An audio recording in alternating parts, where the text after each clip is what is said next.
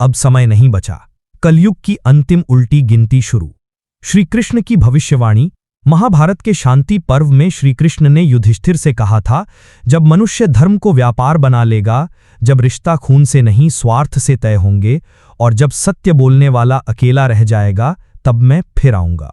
आज हर दिशा से यही दृश्य दिखाई देता है, मूल्यहीनता, छल, दुराचार और लोभ का चरम।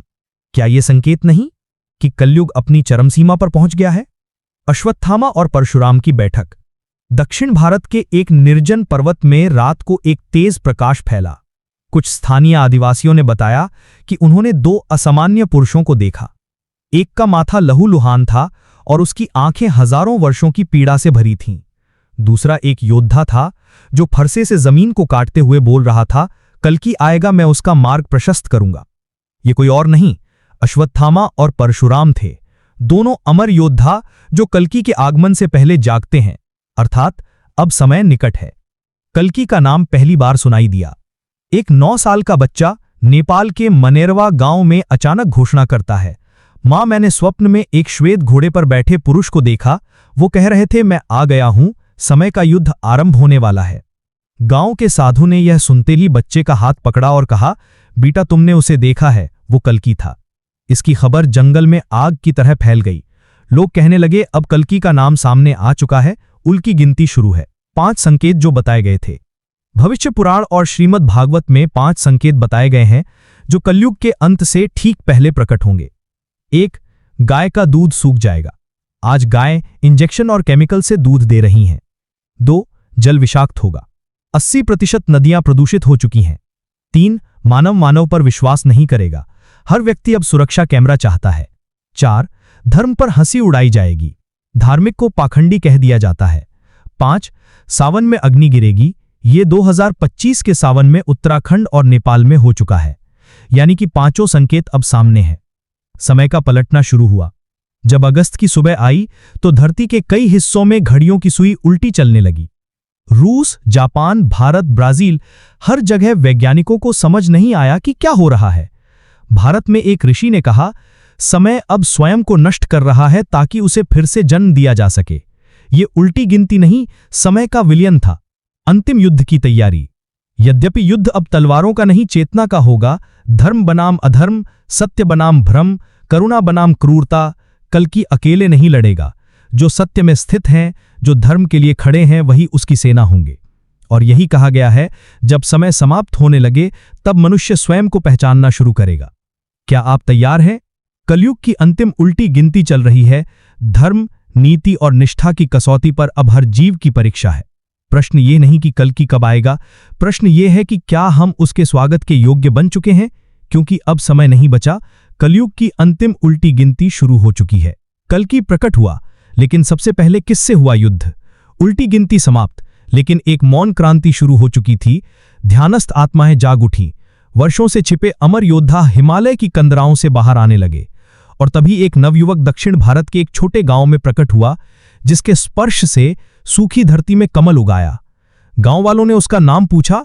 उसने मुस्कुराते हुए कहा, नाम बाद में जानोगे, अभी केवल इतना जान लो, समय लौट चुका है। प्रथम दृश्य, कल्कि का पहला संदेश। वो युवक साधारण वस्त्र में था, न मुकुट न शस्त्र, लेकिन उसकी आंखों में एक ऐसा तेज था जो किसी ब्रह्म ज्ञान से कम नहीं। उसने गांव के मंदिर की घंटी बजाई और बोला, अधर्म का आधार भय है, धर्म का आधार करुणा। अब मैं भय को नष्ट करने आया हूं, मैं कल्कि हूं। भीड़ सन्न रह गई, लेकिन अगले ही क्षण आकाश में काली छाया लहराने लगी। अधर्म भी जाग चुका था। कल्कि का पहला युद्ध कृत्रिम धर्म से। कल्कि की पहली टक्कर किसी राक्षस या दैत्य से नहीं, बल्कि एक आभासी संत से हुई जो टीवी पर धर्म बेचता था। वो हजारों करोड़ का मालिक था। वो बोला, जो स्वयं को कल्कि कहे, वो कल्कि, मैं ही धर्म का रक्षक हूं। कल्कि ने केवल एक वाक्य कहा, जो धर्म को व्यापार बनाए वो धर्म का शत्रु है। तभी उस संत के आश्रम में आग लग गई। बिना किसी छुए लोग समझ गए, सत्य अब स्वयं प्रकट हो रहा है। अश्वत्थामा का साथ। एक रात कल्कि अकेले नदी के किनारे ध्यान में बैठा था। तभी एक आवाज आई, तुम्हारा इंतजार बहुत वर्षों से कर रहा था। कल्कि ने आंखें खोली, सामने वही था, ललाट पर रक्त से बहती एक अनंत पीड़ा, अश्वत्थामा। उसने कहा, कृष्ण ने कहा था, जब समय लौटेगा मैं तुम्हारे साथ खड़ा हूंगा। कल्कि ने उसके माथे पर हाथ रखा और पहली बार अश्वत्थामा का घाव हल्का हुआ। परशुराम का दीक्षा यज्ञ। अब समय था शस्त्रों की दीक्षा का। परशुराम जो आज तक प्रतीक्षा कर रहे थे, ने कल्कि को बुलाया। एक गुप्त कुंड में अग्नि के समक्ष कल्कि को ब्रह्मास्त्र की दीक्षा मिली। परशुराम बोले, तुम्हारा शस्त्र है न केवल तलवार बल्कि वो वाणी भी जो सत्य को नंगा कर दे। तुम्हारा लक्ष्य है भ्रम को तोड़ना, भय को हराना। मीडिया सती का प्रभाव बढ़ने लगा, लोग जागने लगे। लेकिन तभी राजनीति, पूंजी, मीडिया और धर्म के नकली संरक्षक एक मंच पर आ गए। एक गुप्त बैठक हुई। इस कल्कि को रोकना होगा। अगर लोग जाग गए तो हमारी सत्ता खत्म। और शुरू हुआ character assassination, fake videos, memes, mockery. लेकिन कल्कि हंसा, मुझे बदनाम करोगे तब मैं और अधिक फैलूंगा, क्योंकि मैं एक व्यक्ति नहीं, चेतना हूं।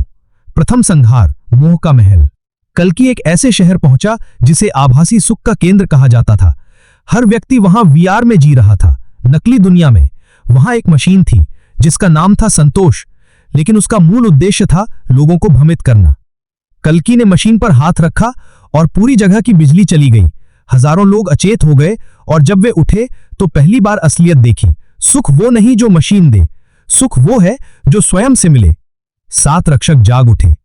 कल्कि को अब अकेला नहीं रहना था, क्योंकि सप्तर्षियों ने घोषणा की कल्कि केवल विनाश नहीं, पुनरुत्थान है। और तब 7 योद्धा सामने आए।